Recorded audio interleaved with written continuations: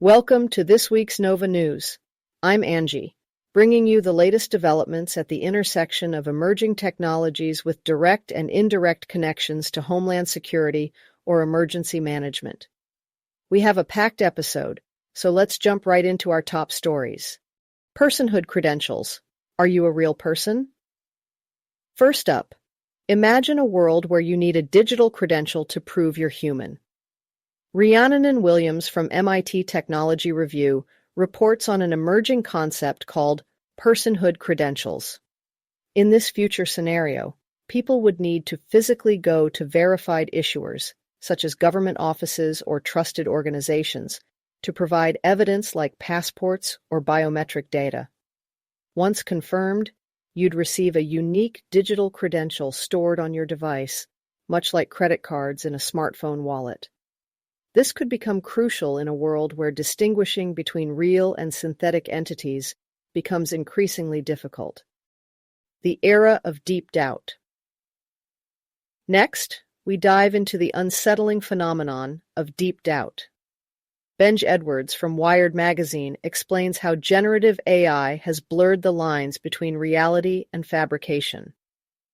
The term refers to a growing public skepticism toward authentic media, fueled by the existence of highly convincing synthetic content.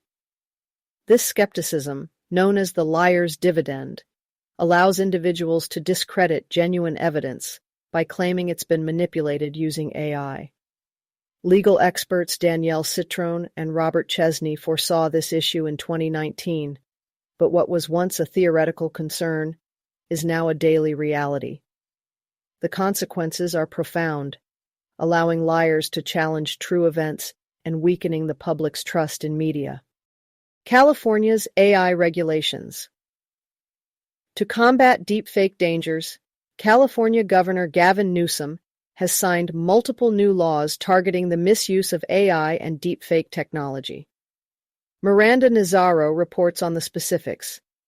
Senate Bill 926 makes it illegal to create and distribute sexually explicit deepfakes that could cause emotional distress.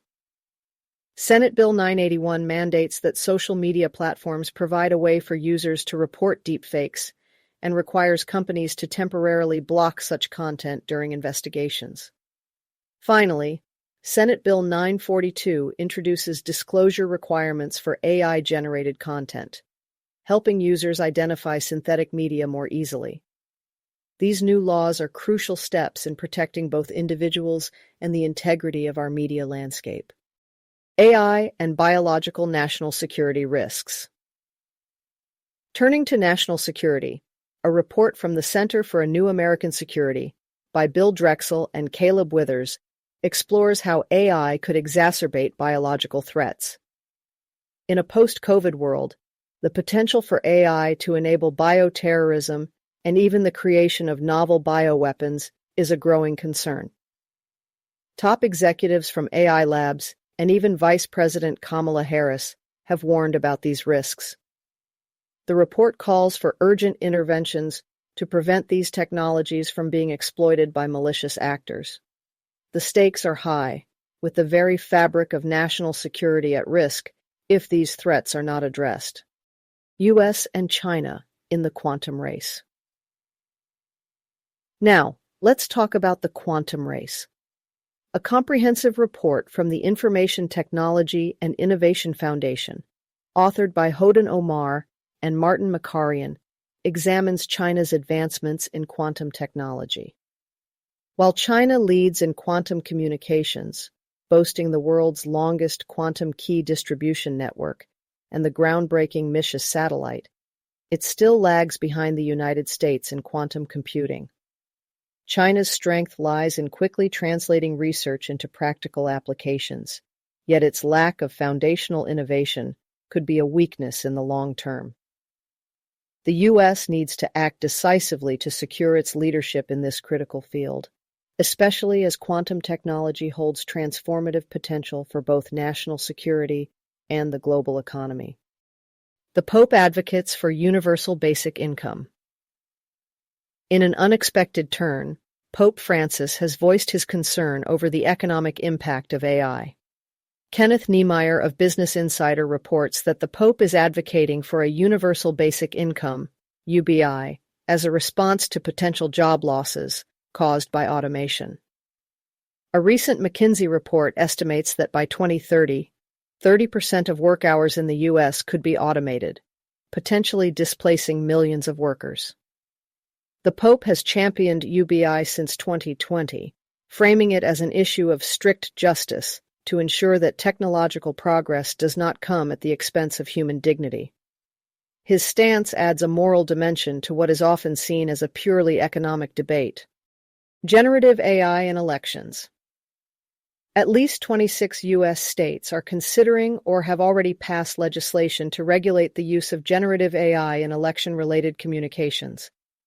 Ivana Sarek from Axios reports that these measures aim to curb the potential misuse of AI to sway or suppress voter opinions. With concerns about misinformation and voter manipulation at an all-time high, these laws are a crucial step in safeguarding the democratic process. Our final story for this week was released just this morning. The U.S. bans Chinese software in smart cars, a significant move from the Biden administration. William Gavin of Quartz reports that the U.S. has announced a ban on Chinese software in smart cars, citing national security concerns. The White House highlighted that connected vehicles collect sensitive data and can control critical systems, making them vulnerable to exploitation by foreign entities. The new rule will restrict the import and sale of vehicle connectivity systems from China and Russia, a decisive step in protecting U.S. digital infrastructure and auto industry supply chains. That's a wrap for this week's Nova News. From AI regulations to quantum technology, and even a call for universal income, it's clear that technology is reshaping our world at an unprecedented pace. I'm Angi English from Nova News. Until next week, stay informed, stay critical, and most importantly, stay curious.